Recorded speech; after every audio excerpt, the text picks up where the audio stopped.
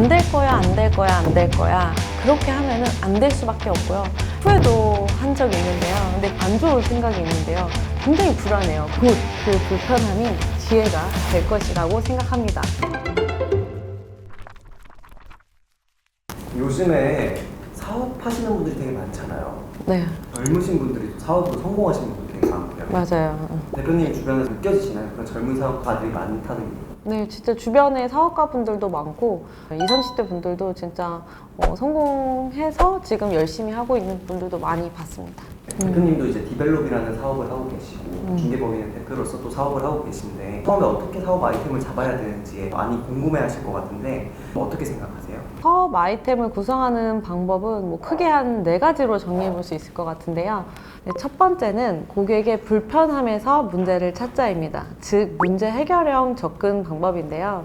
일상생활 속에서나 이제 고객들이 어떤 걸 불편해 할까를 많이 연구하고 그 속에서 해결점을 찾는 거죠. 예를 들면 배민, 배달의 민족이잖아요. 그래서 예전에는 음식점에 전화를 해서 주소를 얘기하고 메뉴가 어떤 거 있는지 물어보고 일일이 설명을 해야 됐다면 지금은 주소 입력만 해놓고 내가 먹고 싶은 메뉴 골라서 그냥 클릭 하나만으로 2, 30분 내 배달이 되기 때문에 정말 일상생활 속에서 또 없어서는 안 될 존재가 됐죠. 전화해서 또는 가서 직접 픽업하는 이런 불편함을 해소하려고 찾은 방법이라고 또 생각이 되고요. 또 다른 예시는 마켓컬리 아시죠? 마켓컬리도 직장인들이 마트를 가서 장을 보지 않아도 또 일찍 출근해야 되시는 분들을 위해 신선 식품을 새벽에 배송해준다는 이 컨텐츠가 정말 좋았던 것 같습니다.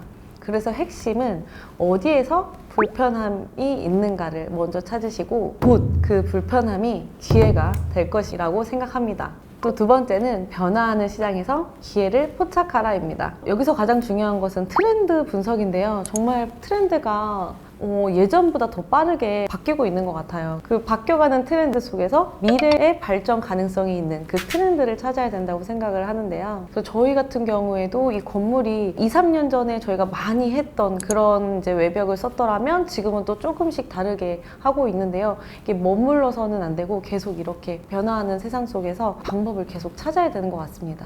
대표님은 이제 건물 시장에 있으시잖아요. 네. 그러면 그 트렌드를 좀 어떻게 읽으시는 편이세요?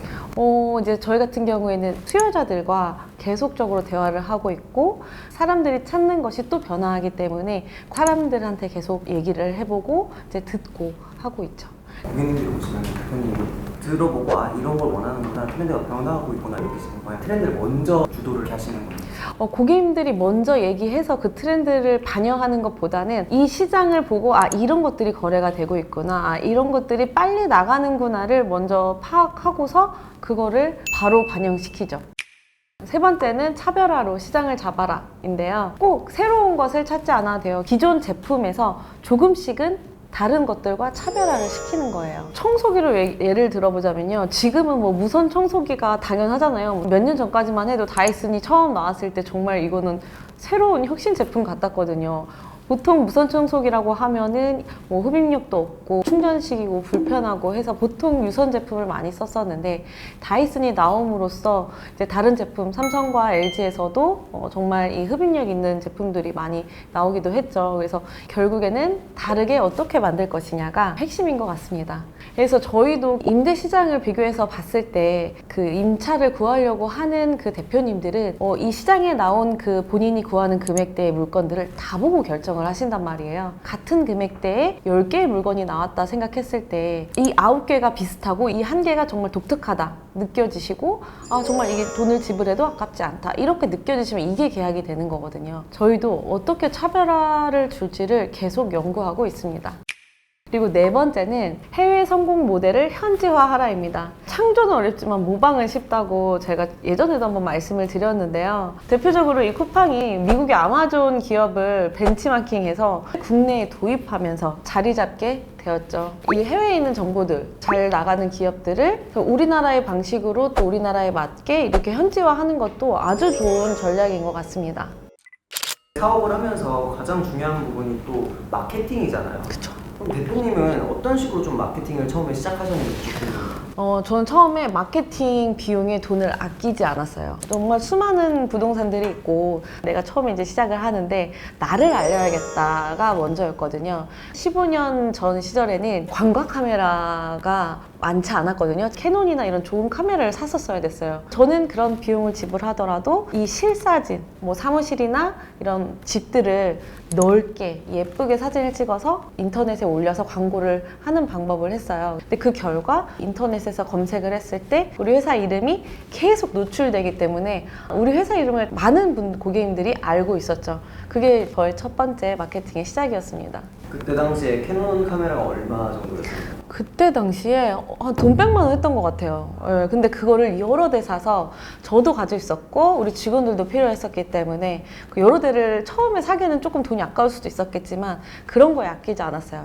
그리고 그 다음에 뭐 상가 사무실 할 때도 광각 카메라를 써서 하는 거는 기본이었고 많은 비용을 지불해서 노출시켰죠. 그러면 사업을 하다가 좀 지치고 힘들 때도 있잖아요. 그런 분들이 가지면 좋을 마인드셋이라는 게 좀 있을까요? 이거는 마인드 컨트롤이 중요하다고 생각을 합니다. 5가지 정도로 한번 제가 정리를 해볼 수 있겠는데요. 첫 번째는 실패를 두려워하지 말라입니다. 누구나 실패가 두려울 수 있어요. 저도 지금도 이제 모든 하는 일들에서 뭐 실패를 할 수도 있겠다는 가정 하에 진행을 하고 있는데 이게 실패를 하더라도 실패가 무서워서 그 일을 하지 않으면 아무것도 일어나지 않는다고 생각을 합니다. 어쨌든 실패를 하면 그 실패하는 과정 속에서 내가 배움도 있을 수 있고 또 그 다음 과정에 도전을 하는 단계로 갈 수가 있기 때문에 실패는 계속 성공으로 가는 그 과정으로 생각하셨으면 좋겠습니다. 두 번째는 고객 중심의 사고를 가져라입니다. 고객의 니즈를 정확히 이해하고 그에 맞는 서비스를 제공해야 된다고 생각을 합니다. 내가 생각하는 것과 고객이 생각하는 다를 수 있는데 내가 생각하는 걸 주장한다면은 또 고객은 떠날 수가 있겠죠. 고객이 어떤 걸 필요로 하는지를 그 니즈를 정확히 판단하고 그 돈을 지불한 거에 있어서 아깝지 않게 서비스를 지불해야 된다고 생각을 합니다. 고객의 니즈를 정확히 이해하려면 어떤 행동을 좀 해야 될까요?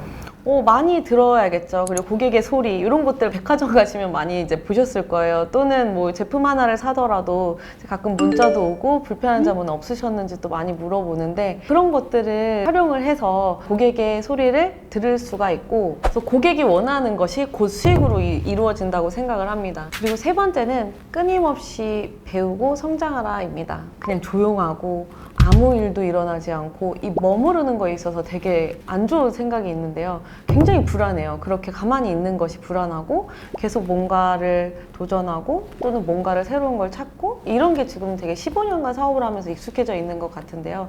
머무른다면 발전할 수가 없기 때문에 계속해서 바뀌어지는 이 트렌드에 대해서 두려워하지 말고 공부를 하고 연구하고 또 도전을 해야 된다고 생각을 합니다. 제가 새로운 일로 도전하지 않고 피부 관리사로 계속 직장에서 일을 했다면 저는 지금도 계속 직장인이겠죠. 그렇지만 저는 안주하지 않고 계속 새로운 도전을 했었던 것 같습니다. 네 번째는 장기적으로 생각하라입니다.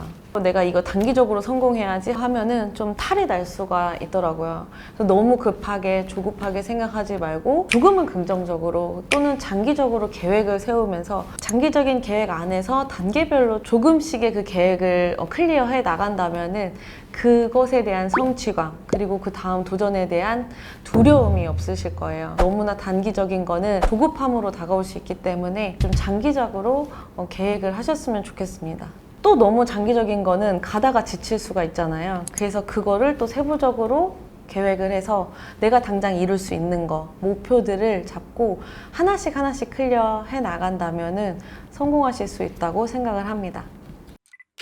제가 그 기사를 찾아보니까 쿠팡도 굉장히 적자였더라고요. 오랫동안 이제 흑자가 된 지 이제 얼마 안 됐다고 들었는데 그 쿠팡도 장기적인 계획을 세웠다고 생각을 해요.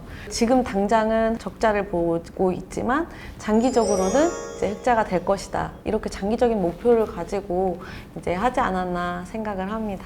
그리고 다섯 번째는요, 긍정적인 마인드입니다. 누군가는 이제 옆에서 도와준다 하고 그렇게 하면 되냐 걱정 어린 얘기를 할 수 있고 안 좋은 얘기를 할 수도 있어요. 하지만 내가 올곧은 마음으로 긍정적으로 생각하고 이것을 이끌어 나간다면은 잘 될 수밖에 없다고 생각하거든요. 안 될 거야, 안 될 거야, 안 될 거야. 그렇게 하면은 안 될 수밖에 없고요. 잘 될 거야, 잘 될 거야, 잘 될 거야 하면은 좋은 기운들이 붙습니다. 우리 직원들도 보면은 긍정적인 직원들과 부정적인 직원들을 보는데 항상 그 긍정적인 직원들이 훨씬 더 잘 되고 또 오래 일을 하고 있더라고요. 저는 좀 개인적으로 궁금한 게 대표님은 사업을 하신 거 후회하진 않으신가요? 가끔 힘들 때는 후회도 한 적이 있는데요. 근데 지금은 후회하지 않습니다. 왜냐하면 그 과정이 있었기 때문에 엄청난 점프를 했더라고요. 지금 생각해보면 그 힘든 시간이 없었으면 제가 이 자리에 있을 수 없다고 생각을 합니다. 힘든 시기가 있을 때 그것을 해결해 나가려고 했던 모든 경험들이 쌓여서 지금의 저가 있거든요. 그 힘든 시기가 너무나 감사하게 생각을 하고 있고 지금도 마찬가지로 스트레스 받는 일도 있지만 그때마다 저는 생각하는 건요, 이게 또 나에게는 배움이 될 것이야 라는 생각으로 긍정적으로 생각을 하고 있습니다. 그러면 이제 마지막으로 사업을 꿈꾸는 사업 꼼쟁이들을 위해서 약간 한 말씀을 해주시자면? 지금 이제 사업을 시작하려고 하시는 많은 분들이 나 실패하면 어떡하지? 이런 생각들이 많으실 거예요. 그래서 실패를 두려워하지 말고 내가 지금 공부가 되어 있고 계획하고 있는 게 있다면 지금 바로 도전해보세요.